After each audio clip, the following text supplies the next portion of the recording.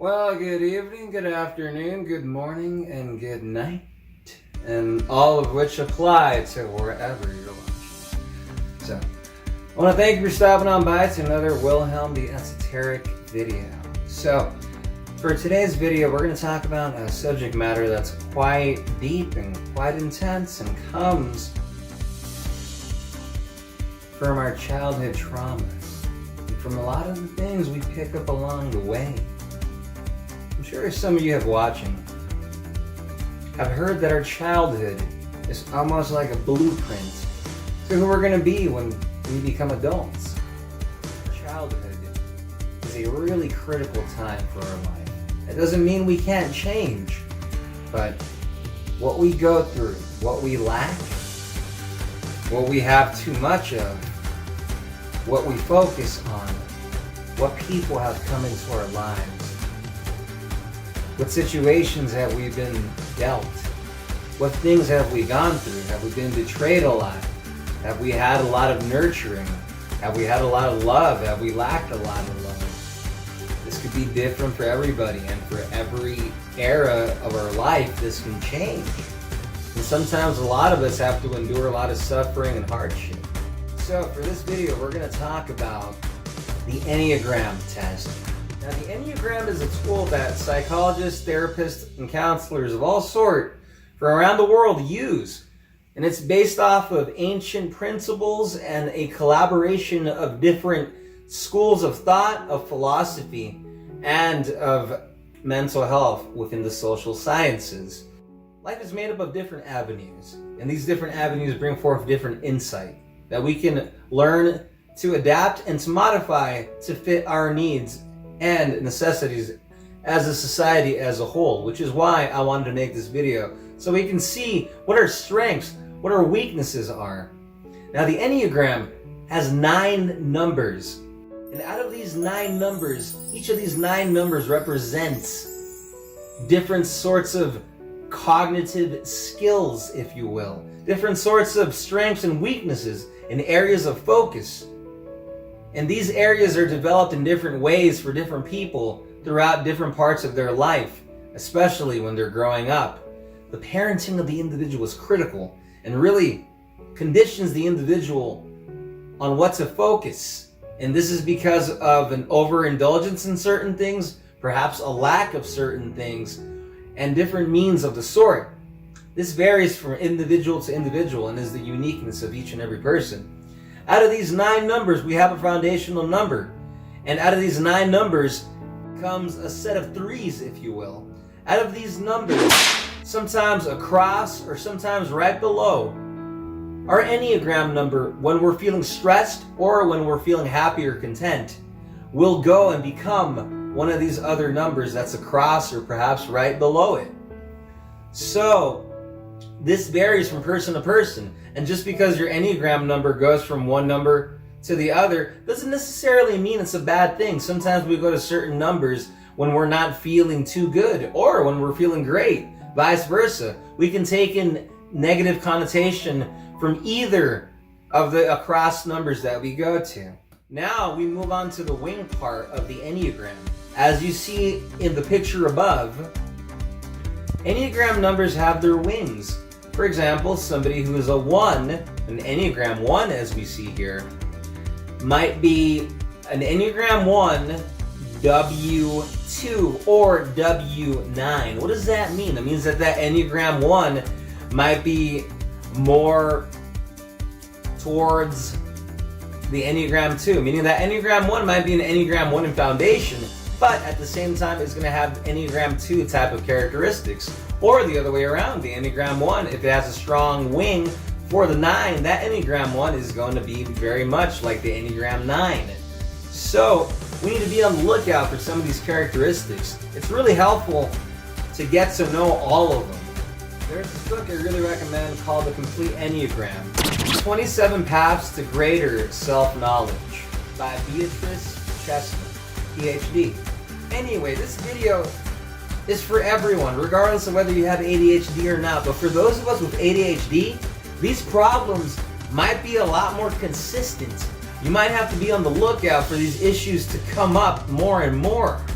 And if you have an issue with rejection-sensitive dysphoria, it's the type of difficulty people with ADHD have, that they have difficulty with rejection.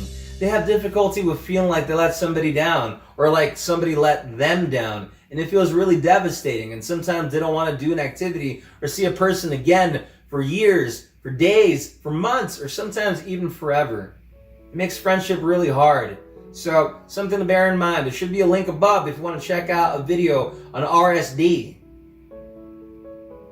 And for those of you who want to find out, how do I work on rejection-sensitive dysphoria? I know what it is. I just don't know what to do when it comes up. How do I address it? Well, there's a link up above of a video I made addressing those issues. How to handle it when you're going through it, how to handle it after the fact, and how to prepare for the next time rejection-sensitive dysphoria hits. Should be a link above if you want to check that out. So I just want to reiterate with the fact that depending on your Enneagram number, some of these points might not relate to you. Or they might relate to you a little bit, some more than others, and some perhaps not at all, and that's okay. That's because we're all completely different. If you enter this with an open mind and an open heart, I truly believe you can learn a lot of stuff and you can improve the quality of your life. And if you have a partner who you know is one of these Enneagram numbers, perhaps this can make a difference for them, and hopefully you can help them improve. I would urge you to please share this with somebody if you feel this content is of some help. It could really make a difference. Anyway, the point here is to bring help and to bring insight. I truly hope that this information brings you, a friend, a family member, or a loved one, some insight and some help.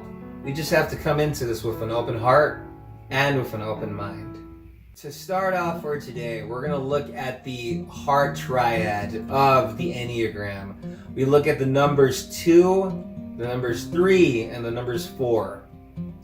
The Enneagram 2, 3, and 4 are Enneagram numbers that relate to people through emotions, and there's usually a fixation on the emotion of sadness, of missing something, of lacking love or looking for that love, perhaps in different areas. And this stems from perhaps having an upbringing where love, when it was needed at very critical times, perhaps was not always given, or perhaps was given too little. And for some, unfortunately, perhaps not at all, some might feel. So let's have an open mind and an open heart. And let's try to reflect on our strengths and difficulties as people. At the end of the day, we're all humans and we all have our weaknesses and strengths. Let's work on this together. Let's aim to improve. Open your mind and open your heart. You'd be surprised how much you can accomplish. Let's give it a shot.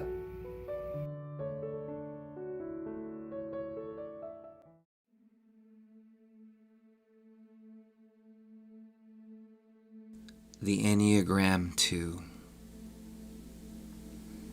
Enneagram 2s are known to have a sense of feeling of belonging and to be loved by others. They are helpful. They are kind. They have a very loving and caring nature about them, especially to those who they deem worthy of their love.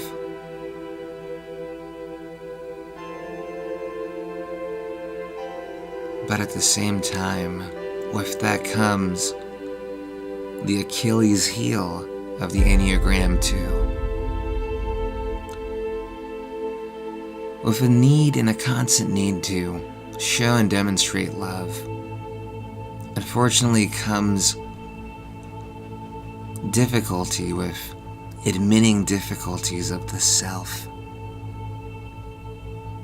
The Enneagram 2 has difficulty saying certain things that bother them, sometimes standing up for themselves. When they're so used to being helpful to other people, it's oftentimes really difficult to ask for help for your own self. We look at some core identifications. Enneagram 2s, a strong sense of meaning, acknowledgement from loved ones, and emotional intimacy with others are givers, grounding principles. Altruism holds a strong place in their hearts. and they readily go out of their way to volunteer their time and energy to bring others up. Kindness, reciprocity are the guiding values for their decisions. To improve someone else's life or mood is immeasurably better than helping themselves. The shared experience of spending quality time with a loved one. The shared experience of spending quality time with a loved one is among the best feelings in the world to type 2s. A strong desire Enneagram 2s feel is to feel loved and appreciated. This motivates them to express love towards others in their words and in their actions. But with this comes a fear. 2s fear being alone and unloved, and cope with this fear by taking care of others and making themselves central to other people's lives. We look at what is the balance of the self of the Enneagram 2. Learn how to step outside of yourself and see your personality more objectively, so you can observe patterns in your thoughts, feelings, and behaviors. By observing yourself from an outside perspective, you can better understand where you need to set boundaries and practice self-care. 2s often deny their own emotions and needs while prioritizing those of other people. Growth for a type 2 lies in acknowledging and accepting your own emotions. Activities like journaling can really help Enneagram 2s get more in touch with their emotions. What does the Enneagram 2 say to themselves? When will they be ready to show up? A little something, a little thought processing might sound something like this. I have demonstrated enough love to those close to me. After I have demonstrated love to those close to me and have secured their reassurance, then I will show up. That comes with a catch. There's more to that though. What we look at as the marching orders an Enneagram 2 might tell themselves. Give more energy to others than you may actually have to give. Be helpful and cheery. Make sure to demonstrate enough love and help to those close to you. But there's a contradiction. What makes you think you know what people really need? Would you stop loving a close friend or family member if they did not help you out? What makes you think people would stop loving you if you did not come through? Do you think everyone thinks like you? Everyone is unique and different, and these values which you hold are different for everyone. 2s flourish when they can learn how to set healthy boundaries focused on their own needs.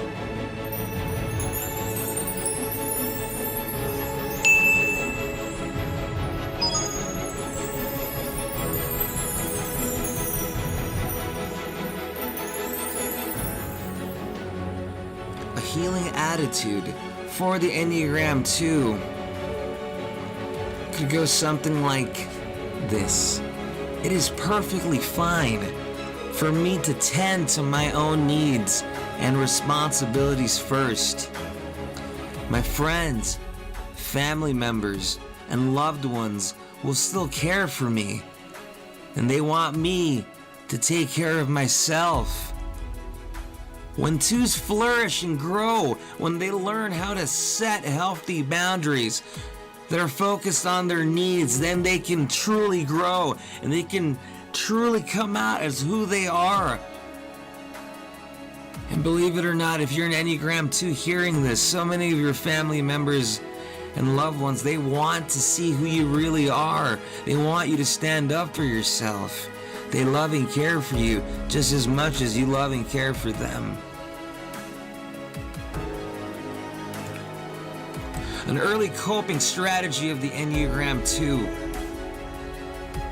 often begins with an experience, often early in childhood, perhaps some critical necessity that was not nurtured or met. And this could perhaps be because of parents that perhaps were not ready, maybe were a bit nervous, or didn't know how to go about being parents, and might have not seen the needs of the child. They might have not seen the needs of the Enneagram 2. And because of this, Enneagram 2s feel this void. This failure can include all kinds of basic needs, but especially with an emphasis on emotional needs not being met. From this early experience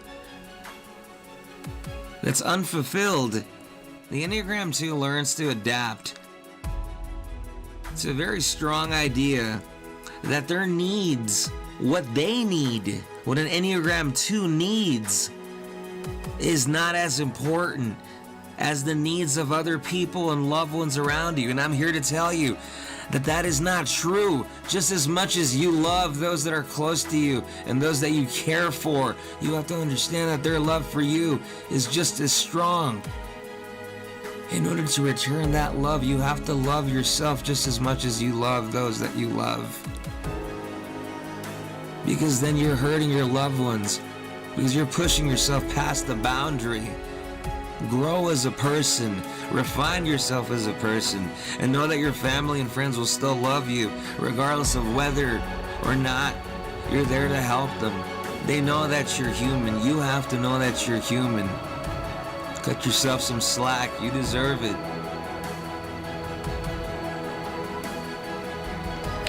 There's a strategy, a survival strategy some Enneagrams 2s make.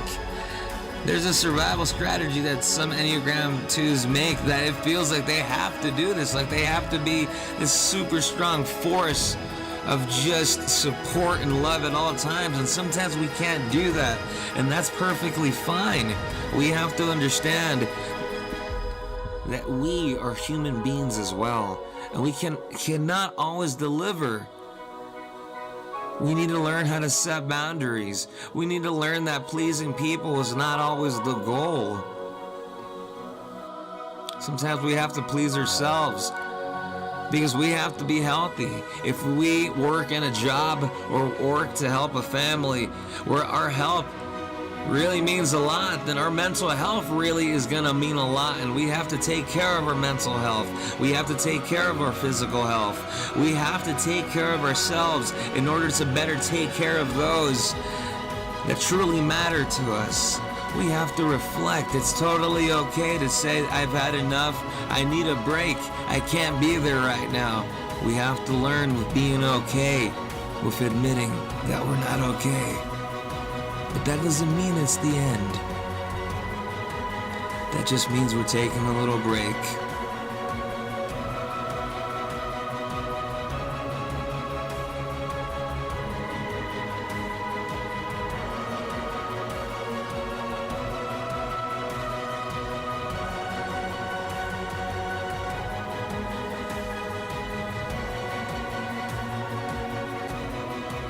Enneagram 2s habitually repress their feelings because this might impede on achieving a connection with important others. Don't repress your frustration or your anger. Talk about it. Your family members and friends, especially those that truly love you, will want to talk to you about it. Do it little by little. You can do it. And most importantly, don't forget that you are worthy of love and consideration. Go out there and be the best Enneagram 2 that you can be. I believe in you.